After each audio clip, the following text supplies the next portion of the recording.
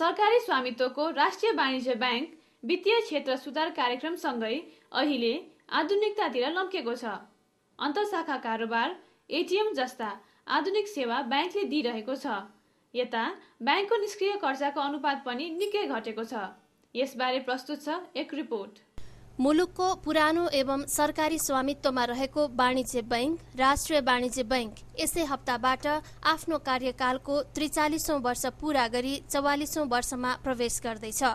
विगत 5.5 वर्षदेखि सरकारको वित्तीय सुधार कार्यक्रम अन्तर्गत सञ्चालनमा रहेको यस बैंकले विभिन्न क्षेत्रमा निकै सफलता हासिल गर्दै आएको छ। साथै विगतमा रहेको 72% निष्क्रिय कर्जा हाल आएर 18%मा रहेको बैंकले जनाएको छ। अब कर्जा असुलीका लागि नेपाल सरकार लगायत कानूनी क्षेत्रबाट थप सहयोग आवश्यक रहेको बताइएको छ।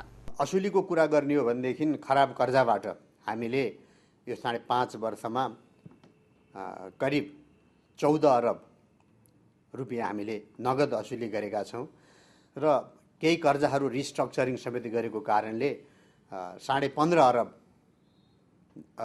चाहिँ असुल भएको देखिएको छ। 14 अरब चाहिँ खास नगद नै असुल गरेको हो हामीले। र अझै पनि असुलीमा चाहिँ केही ठुला कर्जावालहरू, ठुला ऋणीहरू उनीहरूबाट असुलीको लागि हामीलाई अझै पनि समस्या र अझै पनि हामीलाई कठिनाइ छ। जुन 18% जति खराब कर्जा छ त्यो 18% अब बाँकी भनेको चाहिँ नि ठुला सम्पन्न ऋणीहरू जसको पहुँच पनि चाहिँ नि माथिसम्म छ, त्यस्ता किसिमका ऋणीहरूको बाँकी भएको हुनाले अब हामीलाई चाहिँ नि सहयोग भने हाम्रो बैंकको सञ्चालक समिति, नेपाल राष्ट्र बैंक, नेपाल सरकारको प्रशासनिक इकाइ र जुडिसियरी अदालतबाट पनि हामीले त्यस्ता यो खराब नियतले ऋण नतिर्ने ठुला ऋणीहरूको लागि हाम्रो यो वर्ष चाहिँ अब बाँकी भएका ऋणहरू प्राय ती ठुलाहरूसँगै बाँकी भएको हुनाले उनीहरूसँग असुल गर्नलाई हाम्रो चाहिँ प्रयास चाहिँ केन्द्रित रहने हुँदा यी सबै निकायबाट हामीलाई चाहिँ यो ठुला ऋणीहरूबाट खराब कर्जा असुल गर्नलाई सहयोग आवश्यक ठाने। राष्ट्रिय वाणिज्य बैंकले पौष मसान्तसम्ममा करिब 59 अर्ब निक्षेप संकलन गरी 28 अर्ब कर्जा प्रवाह एवं 19 अर्ब लगानी गरेको छ। गत आर्थिक वर्षसम्ममा बैंकले खुद नाफा 1 अर्ब 4 करोड हासिल गर्न सफल रहेको छ। अब राष्ट्रिय वाणिज्य बैंक मुलुकमा सञ्चालनमा रहेका निजी क्षेत्रका वाणिज्य बैंकहरूसँग प्रतिस्पर्धी बन्ने भएको छ। यसका लागि बैंकले आफ्ना 110 शाखा कार्यालयहरूमा अत्याधुनिक कम्प्युटरकृत गरी ग्राहकहरूलाई एटीएम, रेमिट्यान्स, ई बैंकिङ जस्ता सेवाहरू प्रस्तुत गर्दै आइरहेको छ। एटीएम सुविधा पनि हाम्रो ग्राहकहरूलाई हामीले दिइसकेका छौँ र अहिलेसम्म हामीले 12 ठाउँमा हाम्रो एटीएम स्टेसनहरू स्थापना गरिसकेका छौँ। र त्यस्तै हामीले हाम्रै चाहिँ नि रेमिटेन्स भित्राउनको लागि विदेशबाट नेपालमा रेमिटेन्स ल्याउनलाई आफ्नै सफ्टवेयर आरबीबी कै चाहिँ नि आफ्नै राष्ट्रिय वाणिज्य बैंककै चाहिँ नि एउटा सफ्टवेयर पनि हामीले डेभलप गरेर त्यस मार्फत हामी विदेशबाट नेपालमा रेमिटेन्स भित्राउने कार्य पनि गरिरहेका छौँ। तुरुन्तै मलाई लाग्छ हामी 1 हप्ताभित्र नै हामी लन्च गर्दैछौँ एउटा मोबाइलबाट चाहिँ नि पेबिल मोबाइलबाट चाहिँ नि पेमेन्ट गर्ने नयाँ बैंक जस्तै एटीएम भयो, एबीयूएस सिस्टम, ई बैंकिङ भयो, एलसी कारोबार पोखरामा थिएन, त्यो पनि सुरु भइसकेका छन् र एसएमएस बैंकिङ जुन छ नि अरू प्राइभेट बैंक जस्तै यसले पनि दिएको हिसाबले गर्दा राष्ट्रिय वाणिज्य बैंकले अवश्य पनि पोखराका उद्योग व्यवसाय र पोखराका जनताको माया जित्न सफल भएको छ। हामीले वाणिज्य बैंकलाई छोडेर केही समय हामीले निजी क्षेत्रका बैंकहरूसँग पनि काम गर्यौँ, तर जुन किसिमले फेरि वाणिज्य बैंकले हामीलाई कन्भिन्स गरायो र जुन तरिकाले वाणिज्य बैंकले हामीले अहिले सर्भिस दिएको छ र वाणिज्य बैंकको आफ्नै म्यानेजमेन्टमा पनि जुन किसिमको एउटा परिवर्तन आएको छ, एउटा आधुनिकपन वैज्ञानिक तरिकाले चाँडो जुन सर्भिस दिने कुराहरू आएको छ त्यो राम्रो कुरा छ। यसअघि राष्ट्रिय वाणिज्य बैंकको प्रमुख समस्या भनेकै अत्याधिक कर्मचारी संख्या रहँदै आएको थियो। यसको न्यूनीकरणका लागि बैंकले स्वैच्छिक अवकाशको कार्यक्रम अघि सार्दै आएको छ। 5600 को हाराहारीमा रहेको कर्मचारी संख्या अहिले आएर 3000 भन्दा कम संख्यामा आएको छ र हामीले यो अवधिमा केही नयाँ करिब 150 जना जति यङ ग्रेजुएटहरू विभिन्न विधाका यङ ग्रेजुएट र MBAहरू भए, आइटीका एक्सपर्टहरू भए र लिगल एक्सपर्टहरू हामीले चाहिँ लियौँ 150 जति, र अहिले त्यो एक्सपिरियन्स कर्मचारी र नयाँ कर्मचारीहरूको लाई चाहिँ ब्लेन्डिङ स्वरूप चाहिँ ब्याङ्कले अहिले ब्याङ्कको कर्मचारीहरूको दक्षता पनि वृद्धि भएको छ। विगतमा मुलुकका ठूला औद्योगिक प्रतिष्ठान एवं व्यावसायिक कर्जा प्रवाह गर्ने प्रमुख हिस्सा ओगट्दै आएको यस बैंकले पूर्वाधार, शिक्षा, स्वास्थ्य, जलविद्युत जस्ता क्षेत्रहरूमा समेत ऋण प्रवाह गर्दै आएको छ। अहिले आधुनिक बैंकिङ क्षेत्रमा समेत यस बैंकको उल्लेखनीय उपस्थिति रहँदै आएको छ। उपभोक्ता कर्जा, शैक्षिक कर्जा, घर कर्जा जस्ता नौला योजनाहरू बैंकले आफ्ना ग्राहकहरूमाझ प्रस्तुत गर्दै आएको छ।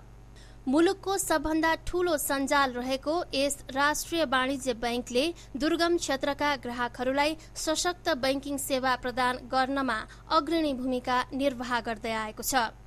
43 वर्षको लामो यात्रा पार गर्न लागेको यस राष्ट्रिय वाणिज्य बैंकलाई एउटा प्रतिस्पर्धी बैंक बनाउनका लागि नेपाल सरकार, नेपाल राष्ट्र बैंक, दात्री निकाय एवं सम्बन्धित अन्य सबै क्षेत्रबाट सहयोग र सद्भाव रहने बैंकले अपेक्षा राखेको छ। पब्लिक डेभलपमेन्ट बैंक लिमिटेडले पुँजी वृद्धि गरी सर्वसाधारणहरूका लागि 6 करोड रुपियाँ बराबरको साधारण सेयर निष्कासन गर्ने भएको छ। हालै वीरगञ्जमा सम्पन्न कम्पनीको दोस्रो वार्षिक साधारण सभामा उक्त कुरा बताइएको हो। बैंकको हाल चुक्ता पुँजी 6 करोड रुपियाँ रहेकोमा पुँजी वृद्धिपछि बैंकको चुक्ता पुँजी 9 करोड रुपियाँ पुग्नेछ। हाम्रो चाहिँ चुक्ता पुँजी प्रोमोटरको 6 करोड छ अहिले, त्यसलाई चाहिँ 50% राइट इस्यु दिएर चुक्ता पुँजी 9 करोड पुर्याउने र साथसाथै पब्लिक इस्युमा पनि यही वर्षमा जाने भन्दाखेरि हाम्रो चाहिँ चुक्ता पुँजी यो वर्षमा 15 करोड हुन्छ पब्लिक इस्युको समेत गरेर। बैंकले चालु आर्थिक वर्षको प्रथम 5 महिनामा 50 लाख रुपियाँ खुद मुनाफा आर्जन गर्न सफल भएको छ।